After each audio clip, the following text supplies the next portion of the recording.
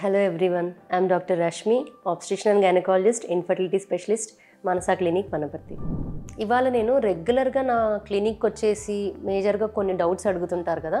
చాలామంది నాకు back pain వస్తుంది మేడం, చాలా బ్లీడింగ్ అవుతుంది, హెల్త్ బాగుండట్లేదు, చాలా వీక్నెస్గా ఉంటుంది అని ఐరన్ తక్కువగా ఉండే లక్షణాలన్నీ చెప్తారు.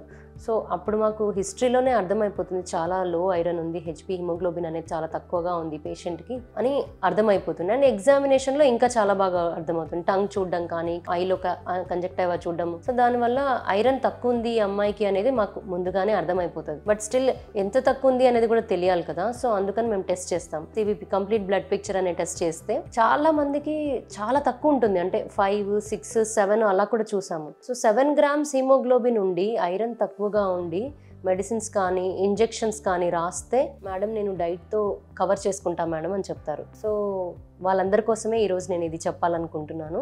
మనకి అంటే ఏం తింటారు అని కూడా అడుగుతాను. క్యారెట్స్ తింటున్నాను, బీట్రూట్ తింటున్నాను, పల్లి పట్టీలు తింటున్నాను, ఇలా చెప్తారనమాట. క్యాలిక్యులేషన్ చేద్దాము. మనకి daily recommended dose of iron is 18 milligrams.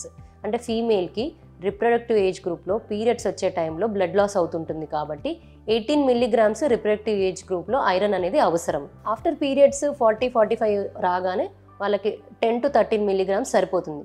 18 milligrams కావాలి. సో 18 milligrams మనకి ఎలా రావాలి డైట్ నుంచి? ఫస్ట్ క్యారెట్ చూద్దాం. ఒక క్యారెట్ తీసుకుంటే 0.3 milligrams వస్తుంది. సో ఒక 10 carrots తీసుకుంటే మనకి పర్ డే 10 carrots తీసుకుంటే 3 milligrams వస్తుంది. ఒక బీట్రూట్ జ్యూస్ చెప్తాను. ఒక గ్లాస్ ఆఫ్ బీట్రూట్ జ్యూస్ తీసుకుంటే 1.1 to 1.4 milligrams వస్తుంది. సో సరే 1 milligram అని అనుకుందాం. 10 glasses ఆఫ్ బీట్రూట్ జ్యూస్ తాగితే 10 milligrams వస్తుంది. ఒక పల్లి చిక్కి, ఒక చిన్న పల్లి పట్టి 0.6 milligrams, అలాంటి ఒక 10 తీసుకుంటే 6 milligrams.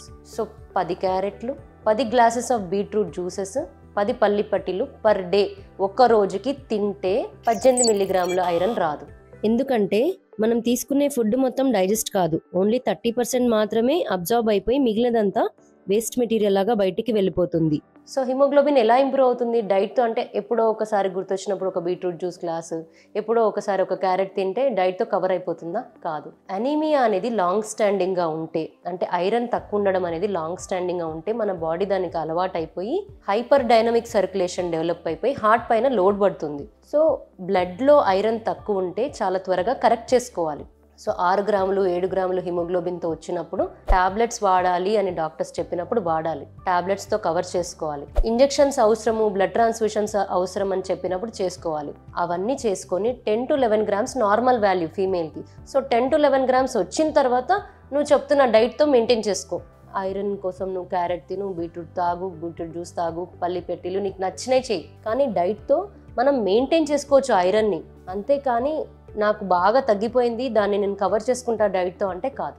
Compulsory iron supplements, iron ఇన్ఫ్యూషన్స్, అవసరమైతే బ్లడ్ ట్రాన్స్ఫ్యూషన్స్ కూడా చేసుకోవాల్సి వస్తుంది. నా ఛానల్లో రిప్రొడక్టివ్ హెల్త్ గురించి కానీ, ఆడవాళ్ళకి సంబంధించిన సమస్యల గురించి కానీ, దానికి సంబంధించిన సొల్యూషన్స్ గురించి కానీ మనం డిస్కస్ చేసుకుందాము. మరిన్ని అప్డేట్స్ కోసం నా ఛానల్ని ఫాలో అవ్వండి.